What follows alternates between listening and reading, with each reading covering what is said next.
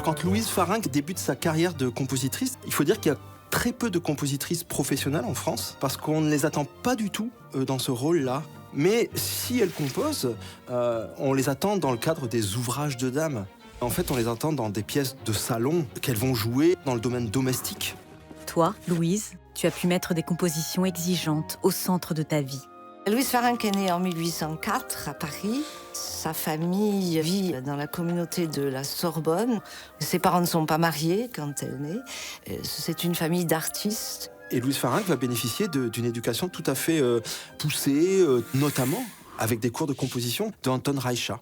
Mais elle, sa formation va se faire en cours privé, puisqu'à cette époque, les femmes n'avaient pas encore le droit d'étudier la composition au Conservatoire de Paris.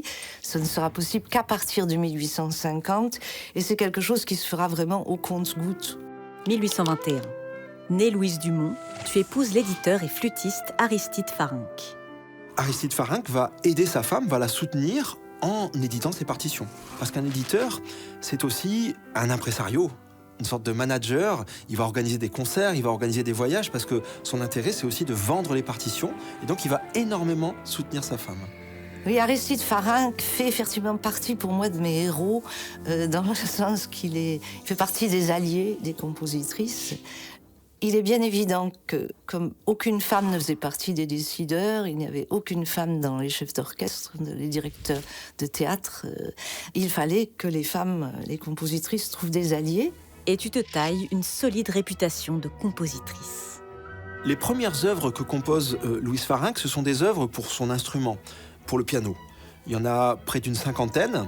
Et puis par la suite, elle va aussi s'attaquer à l'orchestre. Elle écrit 2 ouvertures pour orchestre, qui sont jouées d'ailleurs, et puis ensuite 3 symphonies. C'est tout de même exceptionnel. La symphonie nécessite un très grand savoir musical. Tes symphonies, dans le style de Beethoven, sont interprétées par de grands orchestres. Donc c'est une grande réussite. Elle est même jalousée par des collègues. À l'époque de Louise Farinck, il n'y avait pas de précédent. Il y a très peu de symphonies composées par des femmes, en tout cas dans la musique française.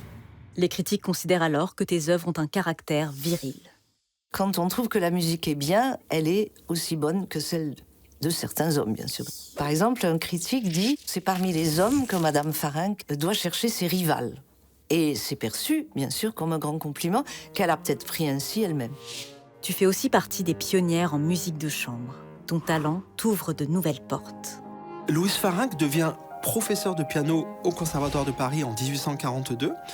Il faut dire qu'à cette époque, les classes ne sont pas mixtes. Les professeurs hommes peuvent enseigner éventuellement à des filles, mais les professeurs femmes n'enseignent qu'à des filles. Mais tu te rends compte que tes collègues masculins ont un salaire plus élevé que le tien. Le fait d'y enseigner est considéré déjà comme un honneur extraordinaire. Et de toute façon, même quand on était payé, c'était très peu. Louise Farinck, elle, voulait gagner autant que ses collègues et elle a écrit une lettre très explicite pour demander à être payée autant. En 1859, un drame frappe ta famille. Louise et Aristide Farinck ont eu une fille, Victorine. Louise Farinck lui a donné des cours de piano et sa fille est une virtuose, comme sa mère. Mais en 1849, elle arrête sa carrière pour des problèmes de santé et 10 ans plus tard, elle décède, probablement de la tuberculose. Alors c'est un événement qui va profondément toucher Louise Farinck et elle-même va mettre fin à sa carrière de compositrice à ce moment-là. Les dernières années, tu publies une anthologie de musique ancienne. Et après ta mort, ton métier de compositrice est occulté. Elle était mentionnée dans le grand dictionnaire du 19e siècle comme, je crois, compositeur distingué. Et au fur et à mesure des dictionnaires qui suivent, cela se dilue. Effectivement, en 1983, elle n'est pas à son nom, elle est au nom de son mari. Et elle n'est même plus compositrice ou pianiste, mais elle est simplement professeure au conservatoire.